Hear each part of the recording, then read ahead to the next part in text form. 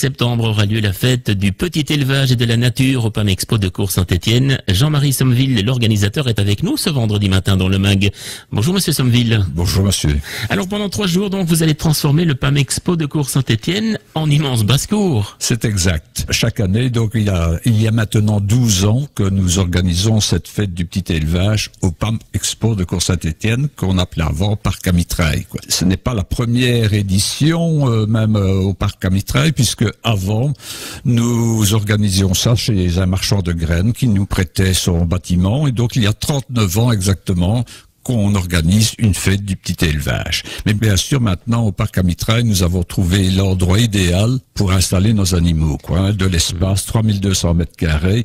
Les visiteurs ont toute la place pour circuler et bien admirer nos animaux. Oui, donc il y aura de la variété au niveau des animaux. Qu'est-ce qu'on pourra justement voir comme animaux pendant cet événement? Peut-être un peu moins que les autres années, parce que nous devons suivre les directives de l'AFSCA, mais vous verrez quand même de nombreuses races de lapins, de nombreuses races de poules, de pigeons, des tourterelles, des cobayes, des cailles, des perdrix. Bon, ce que nous ne pouvons pas admettre cette année-ci, ce sont les canards, parce que il y a des directives pour se protéger contre la maladie de Newcastle, et les canards ne sont pas vaccinés, et il n'existe d'ailleurs aucun vaccin pour les canards qui ne donnent pas cette maladie, mais l'AFSCA estime qu'ils ne peuvent pas être mélangés avec les autres animaux. Il n'y aura pas moins d'animaux pour autant. Nous estimons qu'il y aura à peu près, je n'estime pas si ce sera exact, il y aura 1500 animaux dans le parc à Mitraille. Ah oui, quand même, ça prend de la place.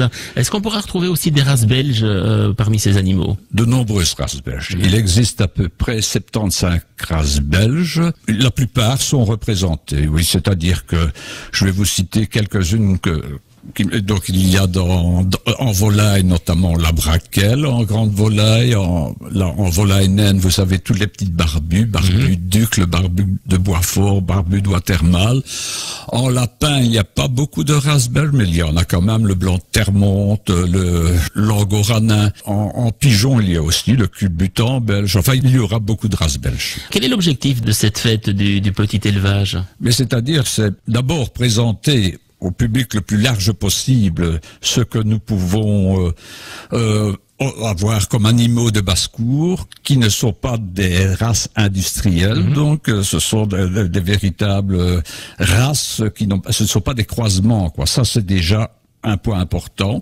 Alors pour l'éleveur, lui, le but de participer aux expositions, c'est d'abord de savoir de connaître la qualité de ces sujets, puisque tous les sujets sont jugés par des juges qui ont quand même passé pas mal d'examens pour arriver à être juges, et qui viennent le vendredi matin donc noter les animaux, expliquer, marquer sur des fiches les défauts et les qualités de chaque animal. Donc l'éleveur sait s'il a des sujets de qualité ou de moindre qualité, ce qu'il doit faire dans son élevage pour être encore meilleur l'année suivante. Ça s'adresse à qui, la fête du petit élevage? Aux familles, j'imagine. Ça s'adresse aux familles, les enfants. D'ailleurs, le vendredi après-midi, nous ouvrons la salle aux écoles, et j'ai déjà à peu près 200 enfants qui viendront visiter. Ce n'est pas ouvert au public, mais les écoles viennent déjà le vendredi après-midi, quand les jugements sont terminés, voir avec leurs instituteurs. Donc les enfants viennent avec leurs instituteurs, surtout institutrices maintenant,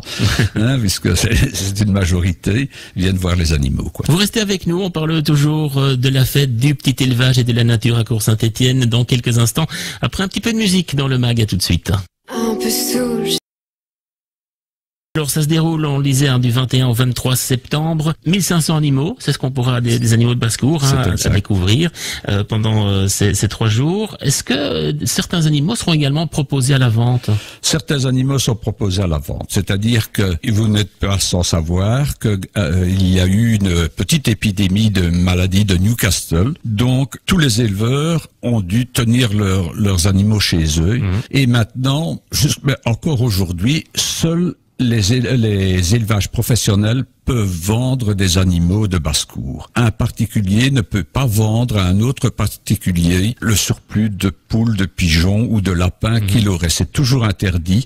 Mais dans le dernier communiqué de l'AFSCA, ils ont autorisé dans les expositions sous un strict règlement, de pouvoir vendre de manière occasionnelle des poules, des pigeons, des animaux de basse-cour. Donc nous en profitons pour permettre aux gens de s'approvisionner et de trouver l'exemplaire qui leur plaît, et à l'éleveur aussi de se débarrasser un peu du surplus, parce qu'on ne peut pas tout garder non plus, les aliments coûtent cher et tout. Donc, mais seulement, disons que nous devons respecter certaines règles. Chaque animal vendu doit avoir un certificat de vaccination qui prouve qu'il a bien été vacciné contre la maladie de Newcastle, et doit avoir une bague, mais tous nos sujets ont une bague, un chiffre de tatouage dans l'oreille du lapin, parce que nous devons garder pendant 5 ans pour l'AFSCA la preuve que nous avons vendu l'animal, donc le nom du vendeur, l'adresse de l'acheteur et l'identification de l'animal. Alors pendant ces 3 jours, des artisans seront également présents.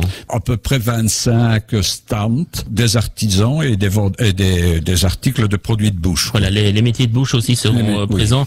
Donnez-nous quelques petits exemples au niveau des artisans. Qu'est-ce qu'on pourra découvrir? Il y aura un potier, un potier.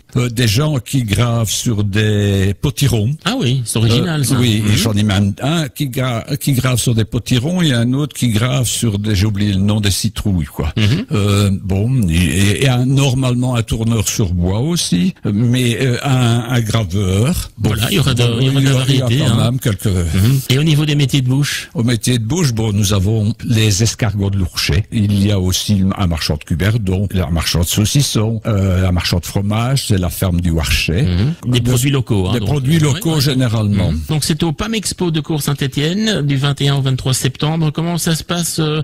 Combien coûte une entrée? Une entrée, évidemment, vous n'êtes pas sans savoir que ce bâtiment, nous ne l'avons pas pour rien, Bien donc sûr. nous sommes obligés de demander une petite contribution, et ce n'est pas exagéré, je pense, donc nous demandons 2 € pour les adultes, et c'est gratuit pour les enfants jusqu'à 14-15 ans. Je pense que c'est assez démocratique. Quelles seront les heures d'accès pendant ces 3 jours? Donc le vendredi, l'accès est seulement à 18h30, puisque je vous expliquais que le matin, il y a les jugements, l'après-midi, il y a les écoles, 18h ouverture officielle avec les autorités et 18h30 ouverture au public. Voilà, ça c'est pour le vendredi. C'est pour le vendredi.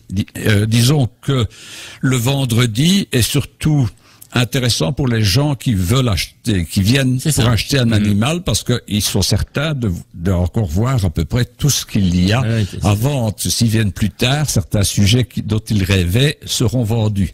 Mais pour le tout public, le samedi et le dimanche est tout aussi intéressant, quoi. Donc le samedi, l'ouverture est à 9h30.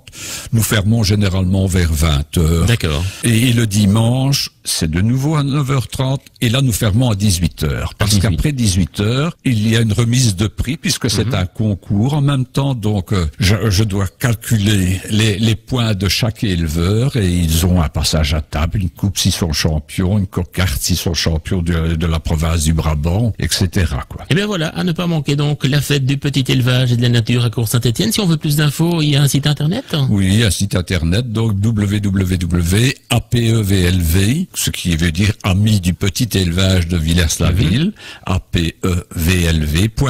Eh bien voilà, tout simplement. Et là aussi, je vais vous interrompre une minute encore, vous trouvez toutes les photos des anciennes expositions. Donc vous verrez déjà, si vous voulez, vous saurez à quoi vous attendre, et je crois que vous ne serez pas déçus. Merci beaucoup Jean-Marie Sommeville de nous avoir rendu visite ce vendredi matin. Je vous souhaite une belle journée, à bientôt. Je vous remercie aussi de m'avoir accordé la parole et de pouvoir présenter mon exposition. C'est avec plaisir, vous reviendrez l'année prochaine pour la prochaine édition. J'espère. À bientôt, au revoir.